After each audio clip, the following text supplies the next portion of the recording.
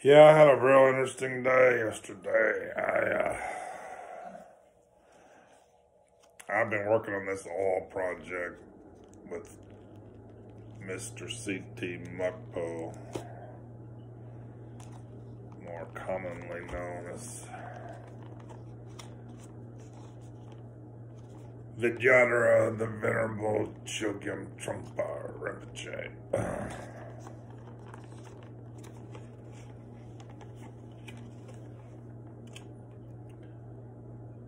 Anyway, things were going swimmingly in a lot of ways. Yeah, whatever. I had this equipment, it's kind of sensitive electronic equipment. It's gamma, it's a Geiger counter, sophisticated Geiger counter, which nowadays they call a scintillometer.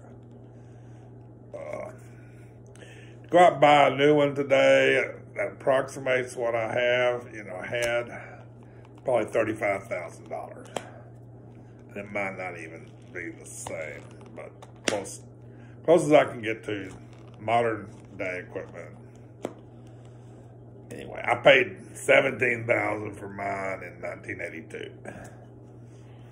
It's real old technology. It was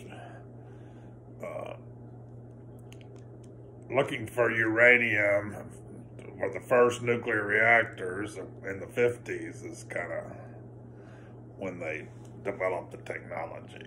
And then it has applications for oil exploration as well. But that was just like that was 3 or 4%. And the other was 96%.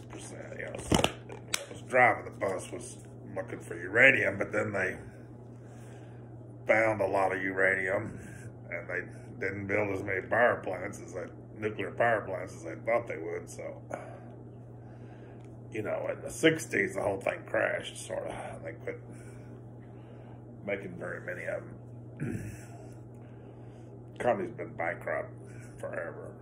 Company made a lot of radars for the U.S. Army in Vietnam, Raytheon. They also made this. I guess they were into that first before the radars. That's where they got big, building radars for the river patrol boats in Vietnam, mainly.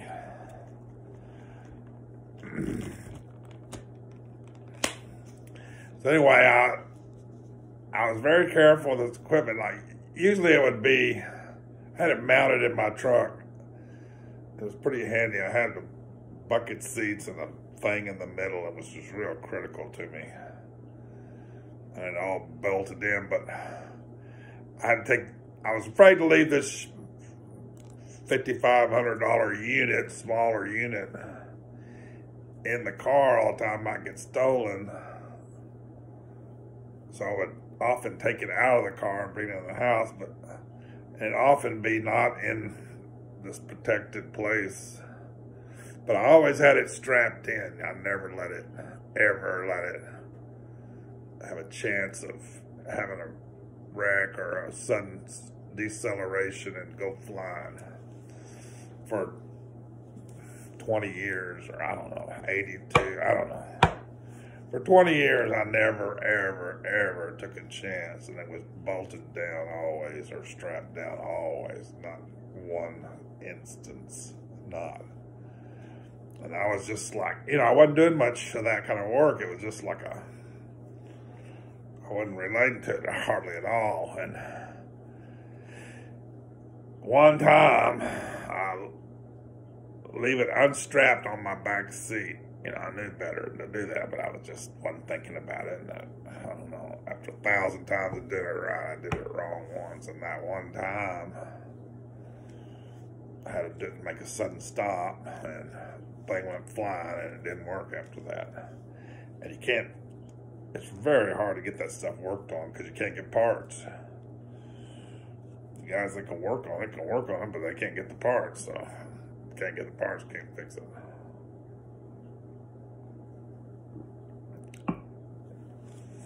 They quit making the parts in the 60s, and they ran out of them by the, 2005, long before. Anyway, so it just like, I was like, I just had this thing, and then it was like, I lost it, and it was like traumatic for me.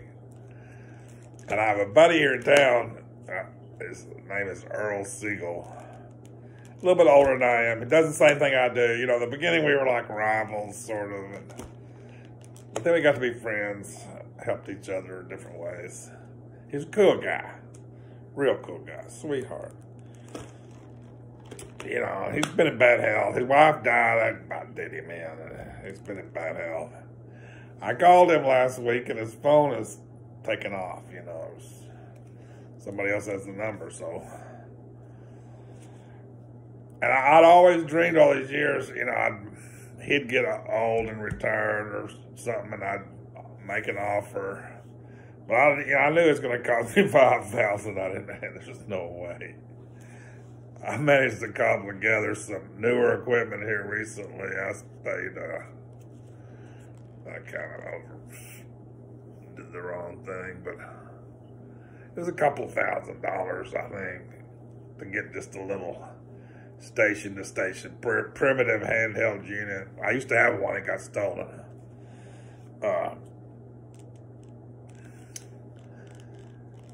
So I had something I could use, but it was a joke compared to what I'm used to. Used to, I can just drive down the road and take in readings until the cows come home, you know. I can get 100,000 points, you know, on a normal day or something, you know.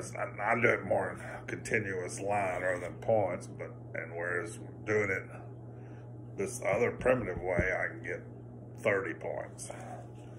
You know, it's just not even the same thing, but it kind of works, but it takes a long time. It's a lot of work. It's kind of absurd. It's not absurd if you can't drive it. It's you got to do it. You know, you got to walk it or whatever. Can't carry that heavy equipment around. You know, if you can't drive, you got to have one of those units when you do it walking or however.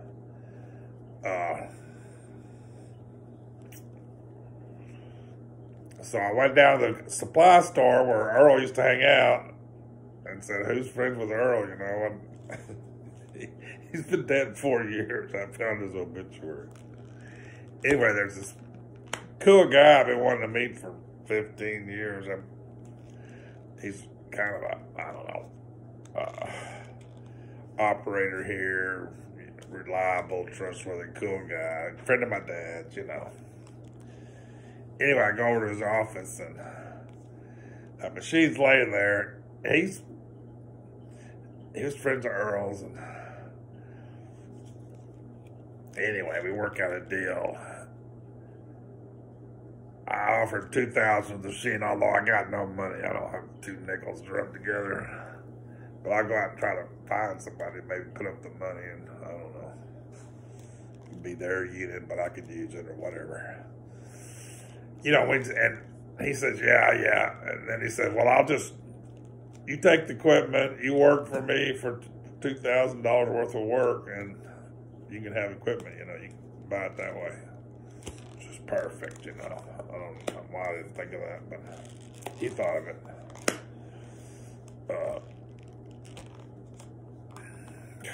It's like a new man. It's like, I'm a new man.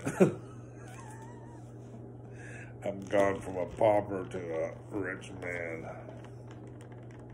in an instant. Thanks to my friend Jambala. Jambala's I don't know, deity relating to wealth. If you're feeling poverty-stricken, you pray to Jambala and he help you feel rich again, you know. For us, rich is an inner thing. It doesn't have much to do with outer thing. I mean, it all ties together, but a lot of rich people are completely poverty-stricken inside, you know. And a lot of people out there with not much money are wealthy inside. It shows.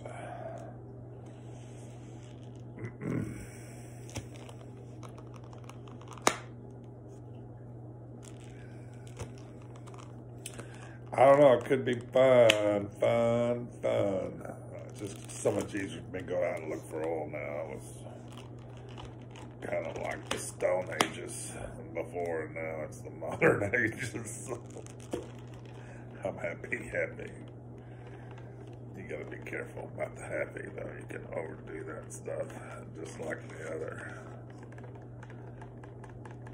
The samurai said, you know, there's several things you gotta watch out for. One of them's happiness. We got a little ambushed by happiness, but anyway. It's all good. In moderation.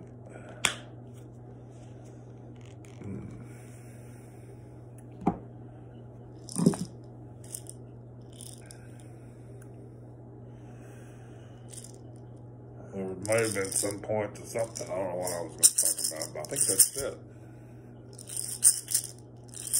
Happy. That calligraphy is oil treasure. I'm writing this little essay where I explain how I just farted off.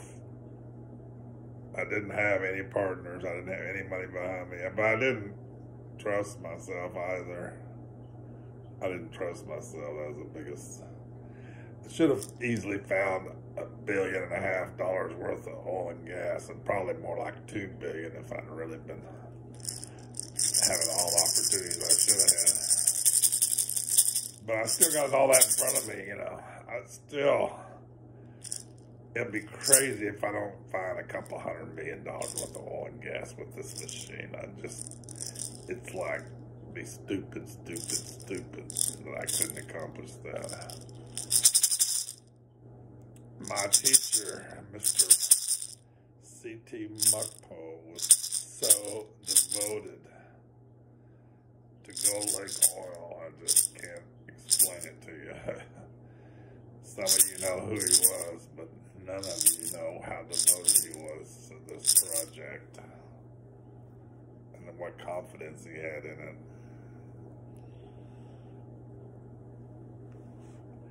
It didn't even really dawn on me. It didn't really dawn on me until I was able to really sit down and think about it.